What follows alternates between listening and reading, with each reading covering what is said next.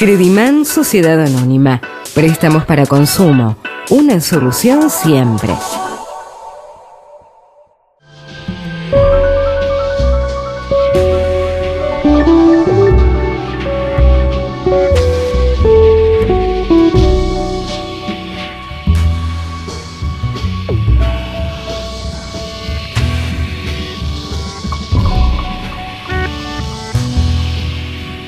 Promotora Social Vida, Sociedad Anónima, apoyando tus sueños. El Faro de Vigo, comida gallega en un auténtico ambiente español. El anfitrión Manolo de la Rosa, Quintino Bocayuba 522, reservas 4982-7431. Las cooperativas son organizaciones voluntarias abiertas para todas aquellas personas dispuestas a utilizar sus servicios y dispuestas a aceptar las responsabilidades que conlleva la membresía, sin discriminación de género, raza, clase social, posición política o religiosa. Cooperativa de Vivienda, Crédito y Consumo Amigal Limitada. Cooperativa de Crédito La Plata Limitada.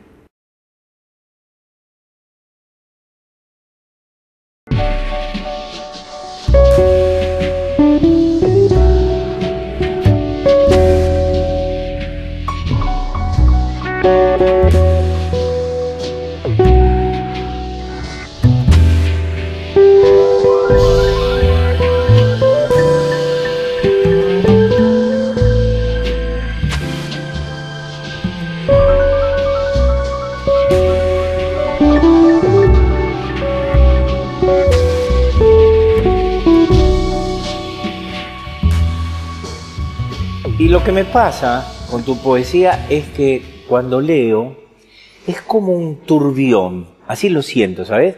Es una fuerza arrolladora, transgresora, impertinente, imprudente, diría, y vos te lo aguantás porque sos mi amigo y te tenés que aguantar. Ay, qué bueno. Ahora vas a ver. ¿Y qué quiero decir? Y sin embargo, hay un esmero tuyo en el tratamiento de la palabra, de la metáfora. Por lo tanto, hago el balance y digo, ¿cómo tengo estos dos sentimientos tan encontrados, no? Se me viene encima esto y sin embargo es un hecho estético superior. Y se me ocurre el único modo de decirlo, el más feliz que a mí se me ocurre como lector tuyo, es que porque es poesía pura, descarnada, ¿no es cierto? Vas al grano, más que al grano vas al hueso. Y entonces la primera cosa que se me ocurre preguntarte, ¿de dónde viene eso? Porque hay tanta tierra presente, sos hombre de la tierra, por el abuelo, por la noche, por qué sé yo. Trata de ayudarme a conocerte, Carlito. Gracias, Nolo Correa, por todas esas palabras lindas que estás diciendo de mí y de mi literatura. Se ve que ahondaste profundamente en los libros que te regalé durante todos estos años y en las invitaciones que me has hecho en distintos programas, donde participé con todo orgullo y donde hay un desinterés total en la parte económica, vas directamente a la parte espiritual. Nolo, yo te quedo muy agradecido que me invites a tu programa tan prestigioso, tan reconocido. Bueno, pare ahí, caramba. Ahí no, tengo que decirlo porque nunca me dejás decírtelo, ahora lo digo en el aire para que se entere todo el mundo. Bueno, pero yo me dedico a la literatura. Y es verdad, como si es una fuerza arrolladora, porque yo fui campesino desde mi infancia. Nosotros, antes de ir a la escuela, aramos la tierra, ¿no es cierto? Como todo campesino pobre. Yo nací en el Pampa del Infierno, en la provincia del Chaco. Tuve la suerte que ahora Ramón Ayala, a esa tierra natal, escribí un poema y lo grabó Ramón Ayala. Y para mí es muy importante, porque para mí Ramón Ayala es como Atahualpa Yupanqui, que es lo que nos queda, lo máximo que nos queda en la cultura nacional, ¿no es cierto? Entonces, y como fui campesino y me dediqué toda la vida a la literatura, es decir, fui Bebiste de los clásicos, sin duda. Bebiste de los clásicos. La mayoría de los clásicos, todo es imposible leer, ¿no? Pero la mayoría de los clásicos los he leído, he pasado por Neruda, por Vallejo, por todo lo que Elvio Romero, Roa Basto, que fueron amigos míos, ¿no es cierto? Nos reuníamos. Entonces ellos, a través de su literatura y personalmente, me dieron mucho para que yo haga una literatura. Pero ¿qué pasó? Yo, al pasar por estos grandes maestros de la literatura, es como le ocurre a todo profesor de literatura, se queda ahí. Y yo tenía que salir de ellos, de la influencia de ellos. Sin embargo, no se puede, sin pasar por ellos tampoco se puede hacer la gran literatura, ¿no es cierto? Entonces, tuve que salir de ellos. ¿Qué me ayudó? Me ayudó el Chaco, mi tierra natal. Entonces yo vuelvo a la raíz de mi tierra y de ahí comienzo a escribir después de haber mamado los grandes maestros de la literatura, ¿no es cierto? Y por eso viene con tanta fuerza y con tanta potencia mis versos, mi poesía, porque vengo de mi tierra natal, una tierra fuerte, pampa del infierno, es fuertísimo el lugar donde hemos nacido y donde escarbamos la tierra con el hambre, ¿no es cierto? Porque nos corrió el hambre de esa tierra donde no hemos recibido ayuda. Mis padres extranjeros rusos fueron a trabajar ahí la tierra y vivíamos de eso, ¿no es cierto? Pero llegó un momento, no había agua, no había animales. Entonces nos criamos un poco con los animales que había, hemos visto el guasuncho desde nuestra infancia, hemos visto la serpiente, hemos visto la vinchuca, ¿no es cierto?, que se llevó a 2 hermanos míos, y todo eso hace que una literatura tenga realmente connotaciones, realmente esté conectada a la naturaleza, porque sin la naturaleza la poesía no existe. Y la poesía es una evolución del hombre. El hombre no puede vivir sin la poesía. La poesía es el espectáculo del alma, yo digo algunos de los poemas, ¿no? Sin la música, sin la poesía, el hombre no puede, ha llegado hasta ahí, ha evolucionado, desde Homero en adelante, ¿no? Homero, que era analfabeto y ciego, es el máximo poeta de todos los tiempos. Es decir, que la literatura a veces ni siquiera necesita, la poesía a veces ni siquiera necesita las letras, porque un analfabeto puede hacer la gran poesía. Armando Tejada Gómez, que fue muy amigo mío y tuyo también seguramente, él nunca fue a la escuela, él aprendió solo, ¿no es cierto?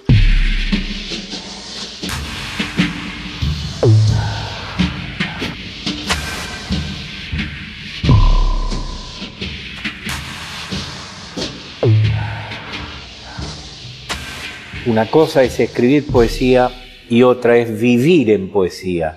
Yo siempre te admiré, además de tenerte cariño personal, porque somos amigos, además de eso te admiré profundamente porque vos sos uno de los seres que vive en poesía. Entonces, quiero decir, nunca la poesía es más alta que cuando se encarna en el hombre, en ti está encarnada.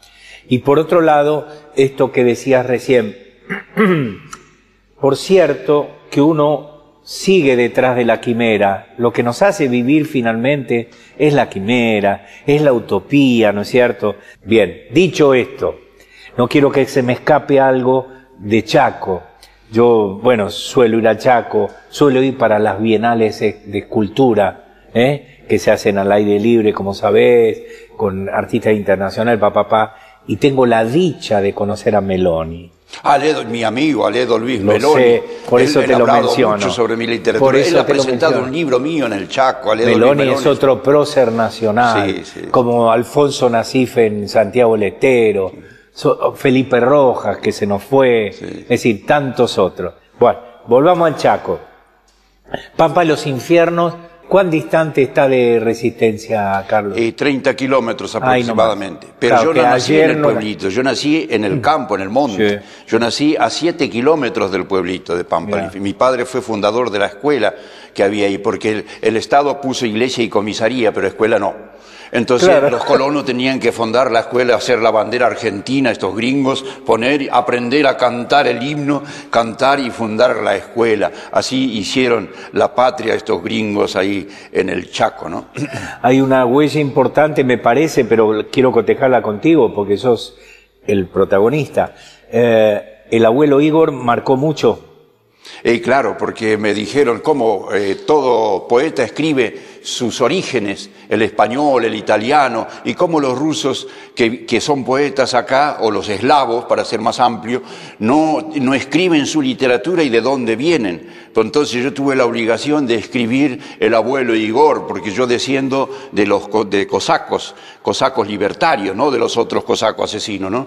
Los cosacos nunca se llevaron con el poder, nunca se llevaron con los zares, entonces hacían, como Rusia es grande, hacían rancho aparte, ¿no? Hacían sus propias comunidades, sus propia legislación en democracia directa. Entonces no aceptaban los códigos romanos, ¿no?, por decir así, que son los generales que se han aplicado en el mundo entero, y ellos no tenían su propia, se reunían en asamblea, decidían la justicia, todo en asamblea, en democracia directa. Y yo vengo de esa gente, por eso nos cuesta a veces adaptarnos a cualquier poder, siempre damos topetazo con el poder y así nos va, ¿no? Y veo los chichones. Sí. Carlos, otra cosa que siempre me intrigó de vos, no me intrigó, está mal dicho intrigó, me conmovió de vos, ¿no? Porque por un lado, sin duda, volvemos al asunto, sos aquel hombre nacido en aquella tierra y que aún está contigo, sin duda, presente en tu palabra poética. Y por otro lado, también sos un hombre de la urbe, sos un porteñazo, ¿no? Un tipo del Rioba, como se diría, ¿verdad? ¿Cómo se conjugan esos dos personajes dentro tuyo? Bueno, ¿se llevan bien? ¿Cómo hacen?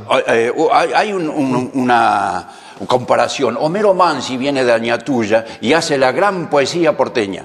Yo vengo del Chaco y no puedo hacer la gran poesía porteña, porque el bagaje de la tierra pudo más que la convivencia de Buenos Aires. Además, porque yo vengo de Buenos Aires y me instalo, del Chaco, y me instalo directamente como obrero metalúrgico en una fábrica.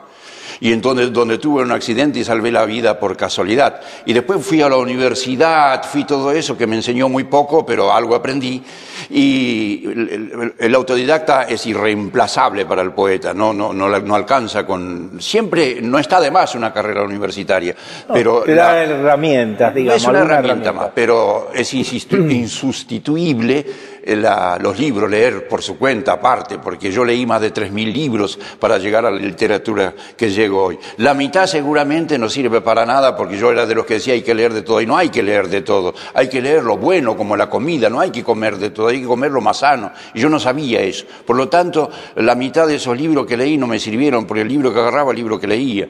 Entonces no dormía para leer, porque yo decía hay que saber, eso fue la educación que recibí de mis padres, ¿no es cierto? Pero el porteño está en algún parte. Hablo del Río de la Plata. A mí me gusta mucho Carlos Gardel. Es un genio Gardel. No hay forma racional de explicar a Gardel. Gardel es Gardel, como dice el pueblo. Y él puede pronunciar las palabras como quiera, porque Gardel es Gardel. No hay manera de decir si está bien, si está mal. Entonces yo amo muchísimo a Gardel. Quiere decir que me instalé en Buenos Aires. Amo muchísimo el tango. Yo puedo recitar horas y horas el tango, la comparsita. Puedo estar días enteros hablando de tango y cantando tango, porque me encanta la poesía, especialmente del tango, más que la música. Sí. El ritmo también, porque uno escucha la yumba y dice, esto es un fenómeno, no se puede hacer algo mejor que la yumba en música. Para mí cerró el tango musical, como decía Dostoyevski, decía, con Cervantes se ha cerrado la literatura universal. Hasta aquí llegamos. Y hasta ahí, entonces todo lo que llegamos atrás, ¿no es cierto? Mirá vos. Y bueno, yo hice esa comparación con Homero Mansi, que él había dicho cuando se hizo radical en Forja, después pasó al peronismo y todo eso, pero él dijo una cosa sabia en ese aspecto. Él dijo, nosotros no somos oficialistas ni somos opositores, los poetas somos revolucionarios, porque siempre es poco lo que nos puede dar el poder y el sistema, siempre va a ser poco. Aplaudimos lo poco que nos dan, pero siempre es poco. Hay que recordar que el hombre no alcanza con eso. Claro. El hombre tiene que alcanzar una dimensión superior, el hombre tiene que vivir en una espiritualidad mayor, en conexión con su semejante y con la naturaleza, ¿no es cierto? Hay poemas de amores grandes que despiertan multitudes sonoras que suben por las venas oscuras de nuestro silencio.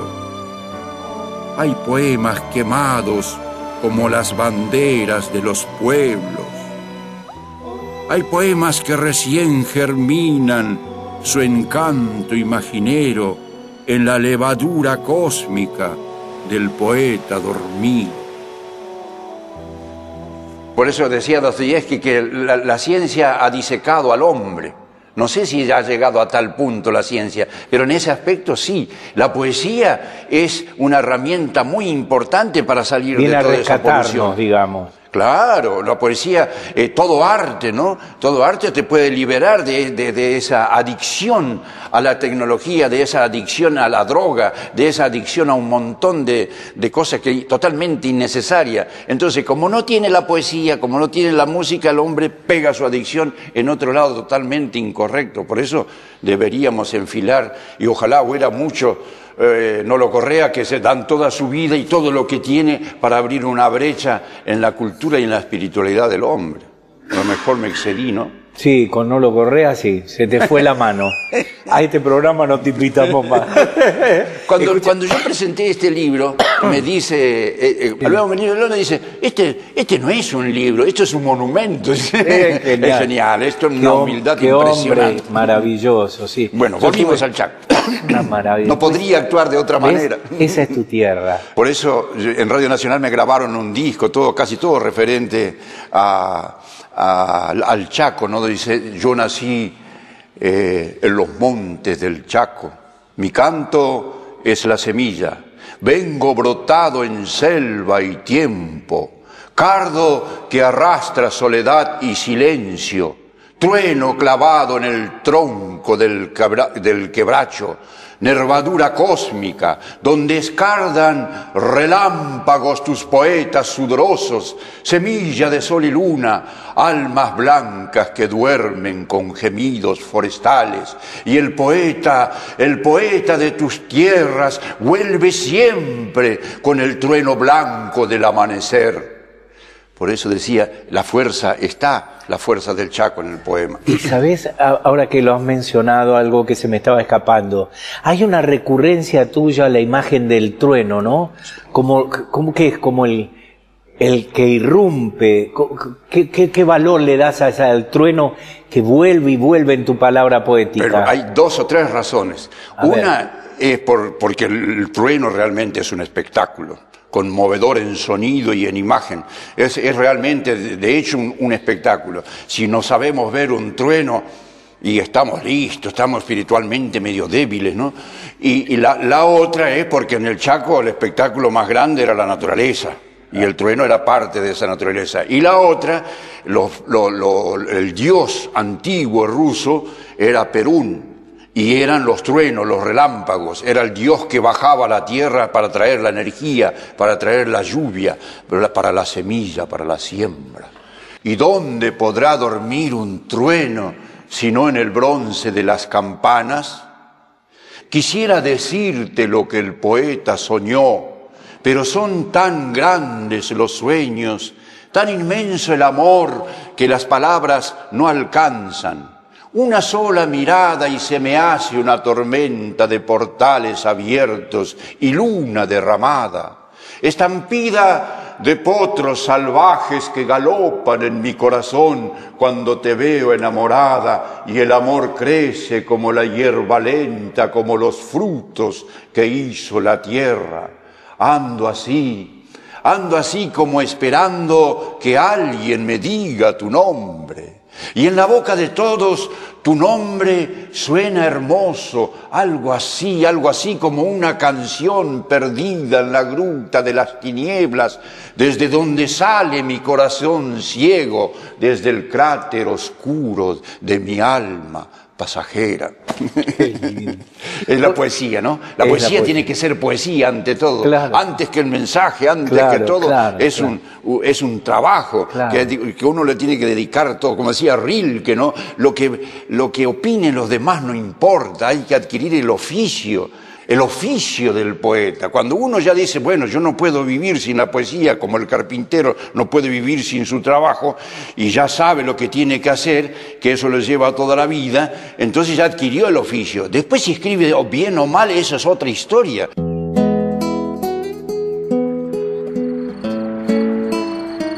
La luz del tiempo es ancha y sonora la lluvia vegetal de mis poemas, la abundosa fronda que me arrastra por el viento. Yo soy la poesía que regresa hacia los portales blancos de tu corazón, con las alas presurosas del canto en la vivienda azul de los pájaros, crecidos en raíces hondas, los amores grandes que siempre se quedan como anidados en la luz del tiempo. Voy a respirar tranquilo el aire puro que nos dio la vida. Una cosa que quiero cotejar contigo porque es una constante en mí, ¿no? Vos decís, porque casualmente esto viene a propósito del último disco que me mandaste, este CD donde hay poemas tuyos, dicho Sí. Incluso... Dicho incluso por... Mostrémosle a la cámara así. Dicho incluso por el Mensú, que también lo tuvimos en estos días, Ramón. Bueno, yo lo adoro a Ramón igual que vos. Pero lo que quería decir es esto. Vos entendés que en este tiempo, porque es algo que me persigue, ¿no? En este tiempo, un cobijo ideal para la poesía es la música. ¿Vos crees que se han hermanado de tal modo que se necesitan o no? ¿O en tal caso es una circunstancia el que a veces acompañe la música a la poesía? Todo arte en alguna circunstancia se entrelaza, como el arte y la ciencia, llega un momento que se tocan, ¿no es cierto? Pero hay poesía que la música es imprescindible, aparte la poesía tiene su propia música, ¿no? Claro. Pero la otra música instrumental en algunos poemas es imprescindible. Hay poemas que se leen solos y hay poemas que necesitan silencio, hay poemas que no hay que leerlos en voz alta y hay poemas que necesitan de la música. La poesía tiene una variante impresionante, los poetas ni siquiera hemos descubierto ni una décima parte de lo que es la poesía, de lo que es la música y de lo que es el arte. Todavía estamos en desconocimiento cuando algunos creen que ya se cerró el arte. No, recién estamos aprendiendo del arte. El hombre es un arte, la vida es un arte, vivir es un arte. Ojalá nos dejaran vivir mejor para ampliar, ¿no es cierto?, esa vida y ese arte. Entonces, en este caso con Ramón Ayala, y para mí es un privilegio que Ramón Ayala le ponga, recite mis poemas. Hay ríos amarillos en la tempestad del alma, por donde ando a veces con el viento ritual de los otoños, arrastrando follajes rumorosos, tiznados por el bronce que derrama la tarde. Voy entrando en tu vida por la ranura floral del sueño, amor crecido en aroma y lluvia. Sube el color de los murmullos, ardiendo pájaros de luna en el sonido azul de tu boca, fuego, selva y rocío, espesura de los matorrales. Por donde llega el día en torrentes largos de cielo y madrugada.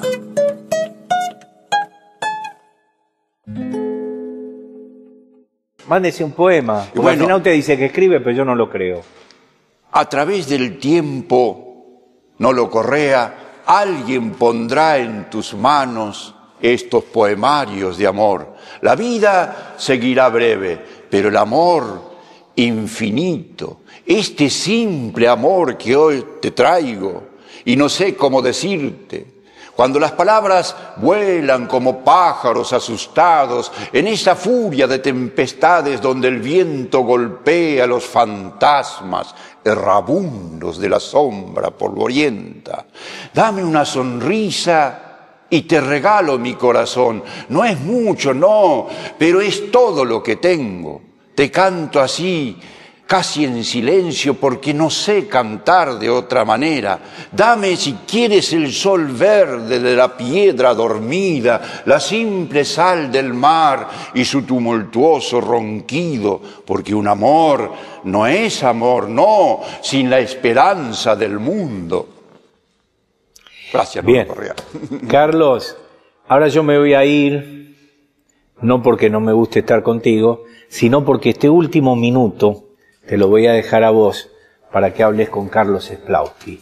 Bueno. Acá está el fenómeno. Bueno, Carlos Splauski, y venimos a los topetazos desde el Chaco. Hemos cosechado el algodón, hemos sembrado el maíz, hemos arreado las vacas y tuvimos que venir a Buenos Aires, a sobrevivir en Buenos Aires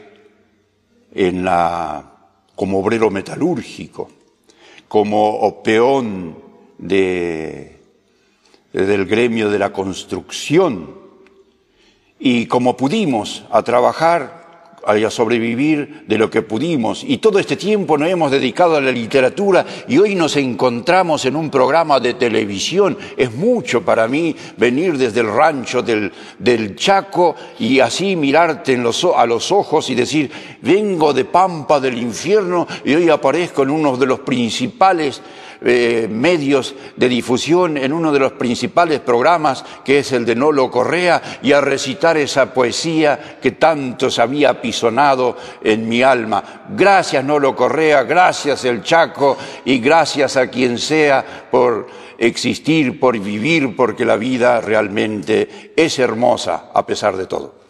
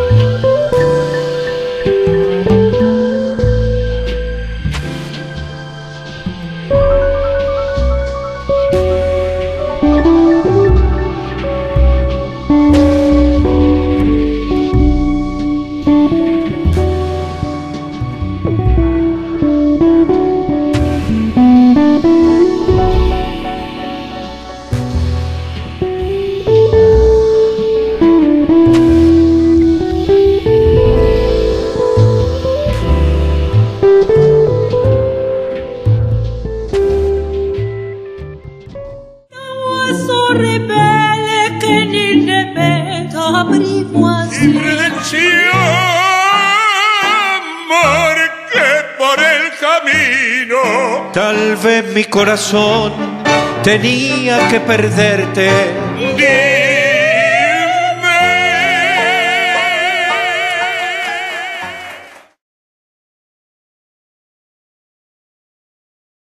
Crediman Sociedad Anónima.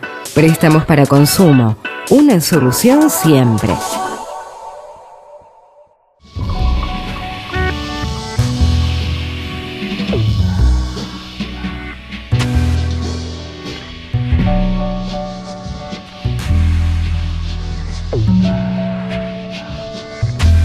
Promotora Social Vida, Sociedad Anónima, apoyando tus sueños. Daniel Horacio Ferrer, Atelier de Marcos para Cuadros. Las cooperativas son organizaciones voluntarias abiertas para todas aquellas personas dispuestas a utilizar sus servicios y dispuestas a aceptar las responsabilidades que conlleva la membresía, sin discriminación de género, raza, clase social, posición política o religiosa. Cooperativa de Vivienda, Crédito y Consumo Amigal Limitada. Cooperativa de Crédito La Plata Limitada.